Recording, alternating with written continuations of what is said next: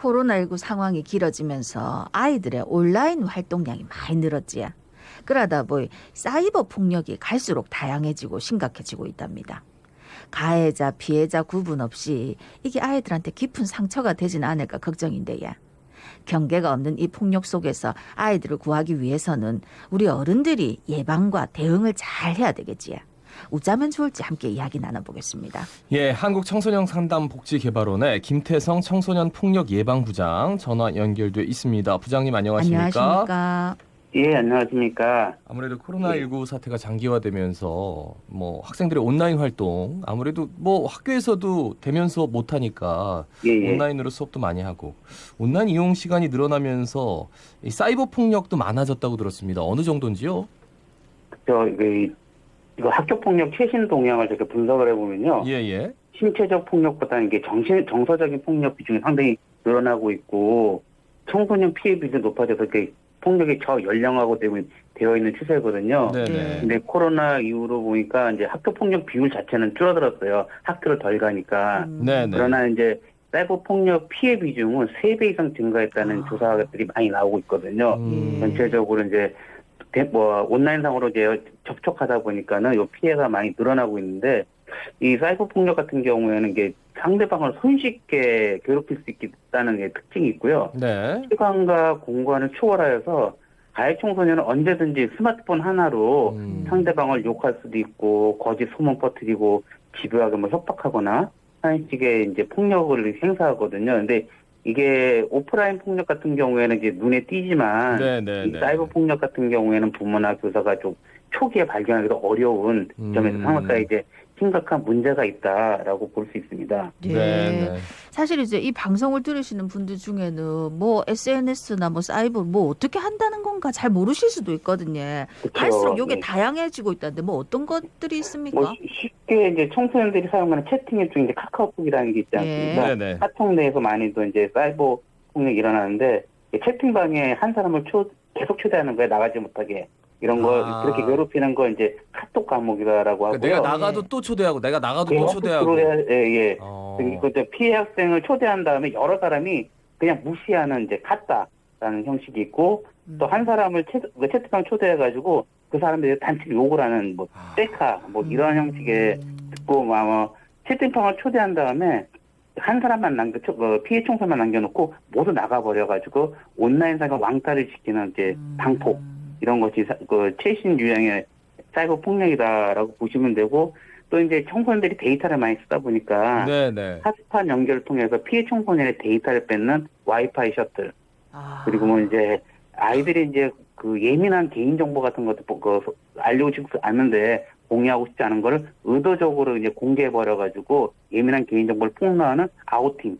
이런 형식의 이제 사이버 폭력도 일어나거든요. 네네. 그리고 또 이제 요새는 이제 원격 수업을 하다 보니까 이제 줌 같은 이제 실시간 화상회의 프로그램들이 이용되는데, 뭐 자신의 아이디나 비밀번호를 알려가지고 대리 추석시키는 형식의 이제 사이버 폭력도 일어나서 상당히 유형이 점점 다양해지고 있다라고 보시면 되겠습니다. 아니 어쩌면 이렇게 그 말 맞다나 진짜 정말 나쁘다. 예. 그리고 이게 이름 하나하나가 너무 생소한데 예. 이름이 생겼을 정도로 많은 사람들이 이런 피해를 당했다는 거잖아요. 그죠? 그렇죠. 예. 야, 이게 심한 경우에는 들어보니까 뭐 자신 또는 타인의 신체 일부를 더 합성하는 성폭력 범죄로까지 이어진다라고 하더라고요. 예. 어떻습니까? 그렇죠. 사이버상의 폭력이 이루어지는 게 청소년들은 단순히 장난이다라고 생각하는 경우들이 많아요. 예. 특히 이제 사이버 공간상에는 이제 익명성이라는 게 보장되지 않습니까? 그러니까 중대 범죄라는 어떤 경각심, 죄책감이 낮아져서 일상생활 사진은 이제 성적 사진과 합성해서 단순히 장난이다 하는 형식으로 이제 공개하는데, 이것은 엄연한 이제 성희롱이자 범죄라는 것을 좀 알아야 되는데 아이들 좀 망각하는 경우도 있거든요. 네네. 이런 내용들을 잘못 올리게 되면은 뭐 디지털 성폭력 범죄 이런 것을 처벌받을 수 있기 때문에 학교에서든 가정에서든 좀 지도하는데 자녀 지도에 좀 유의를 해야 될 사항이지 않나 생각합니다. 그러니까 말씀을 들어보니까 아니 그냥 사진 그냥 합성한 건데 뭐 어때서 이렇게 이걸 사이버 폭력이라고 인식 못하는 경우도 있을 것 같네요. 그렇죠. 근데 실제 이건 본인은 장난이다라고 하지만 당하는 입장에서는 원치 않고, 그런데 그리고 마음의 상처를 입었다면 어쨌든 그건 폭력이다라고 생각하시면 되겠습니다. 네. 근데 앞서도 잠시 언급을 했습니다만 사이버 예. 폭력 이게 가해자와 피해자가 모호하다. 아니 날 이렇게 그치. 괴롭히면 내가 피해자 아닙니까? 왜 그런가요? 근데 이게 약간 모호한 게 보통 학교 폭력, 일반적인 폭력 같은 경우에는 가해자가 피해자보다 뭐 우월한 뭐 힘이 있다든가 뭐 음. 권력이 있다든가 해서 가해지는 폭력이라서 이제 구별이 뚜렷합니다. 네. 근데 사이버 폭력은 이게 그 가상 공간에서 이루어지는 폭력이라는 점에서 가해자가 항상 가해자이지도 않고 예. 피해자가 항상 피해자이지도 않습니다. 음. 가해자가 갑자기 피해자가 되는 경우도 있고 피해자가 가해자가 되는 경우, 그래서 피해자인 동시에 가해자인 경우들이 많거든요. 그러니까 예. 하나의 무심코 이제 댓글 하나 올렸는데 이게 어게 욕설이나 비방 있다. 그러면은 그 욕설 비방한 자체가 가해 행동이고요. 예. 또 그것을 듣고 또 이제 상대방이 또 이제 욕설과 비방한다면 또 이제 피해가 되는 거고. 그러니까 가해와 피해가 동시에 경험하는 것이기 때문에 좀 사이버 폭력이라는 것이 대응하기 어렵다는 거죠. 그러니까 누군가가 좀 정색해서 나 예. 이거 마음에 안 든다. 너희들 왜 그러냐라고 하기에는 뭐 너도 그쵸. 그랬잖아.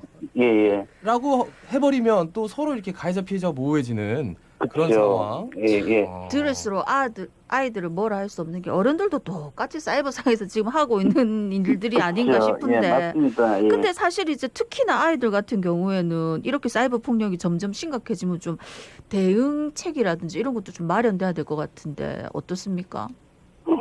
대응 체계가 상당히 좀 어렵긴 한데요. 예. 이 청소년들이 인터넷으로 이제 누군가를 괴롭히는 것은 이제 처벌받지 않을 것이다라는 생각들이 좀 다분히 있어요. 이거 뭐 쉽게 처벌되겠어? 안 처벌받지 않을 거야 하는데 실제적으로 잘못하면 이게 뭐 법적인 처벌을 받을 수 있다는 것을 알아야 되는 게 있고요. 예. 부모님들도 이제 사이버 폭력 증가하는 거에 약간 방조하는 부분이 자녀들이 인터넷 사용, 스마트폰 사용에 대해서 뭐 제한을 두거나 뭐 하지 않고 그냥 자유롭게 이용하게끔 하거든요. 근데 어떤 제약 없이 청소년들이 많이 이제 디지털 기기들 사용하는데 예. 그리고 뭐 인터넷을 탐색하거나 뭐 소셜 미디어 계정을 갖는 것 자체만으로도 어떻게 보면은 폭력에 노출되어 있는 계기를 마련하는 거거든요. 그렇죠. 그런데 이 부분에 있어서 쉽게 이제 간과하는 부분이 있다는 점에서 좀 있고요.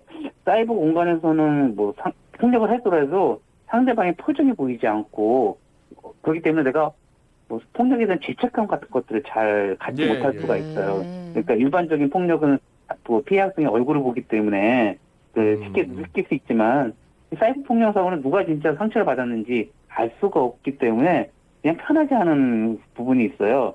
그래서 폭력행위라는 것에 대한 인식이 상당히 약하다는 점이죠. 그리고 가해자가 문제 인식이나 죄책감 같은 것들이 일반 폭력보다는 조금 덜하다는 점에서 이 문제점이 좀 심각하고 대응하기도 좀 어려운 부분이라고 생각합니다. 예. 그러면 사실 요즘 저 아이들 스마트폰 사용 제한하는 앱도 많고요. 뭐 어디에서 뭘 하는지 시간 뭐 그리고 어떤 영상물을 보는지 부모들이 볼 수 있는 것도 있지만 예. 그 부모들이 또 할 수 있는 방법 뭐가 있을까요? 뭐 어떤 자녀들의 스마트폰 관리를 이제 잘 해야 되는 부분인데 그 2015년에 전기통신사업법에 따라서 청소년 명의 가입자 경우 유해 매체나 뭐 불법 음란물을 차단하는 보호 앱 설치가 이제 의무화돼서 어느 정도는 방지가 되고 있지만 실제는 이제 청소년들한테 이게 어떻게 보면 이런 웹 자체가 이제 간섭이다라고 느끼는 부분이거든요. 왜 나를 간섭하냐, 나를 그 행동을 이제 차단하냐 하는 부분인데요. 이런 것을 이제 방지하는 차원에서는 부모님들이 자녀하고 얼마나 관심 갖고 대화를 많이 하느냐에 따라 달라지는 부분이 있어요.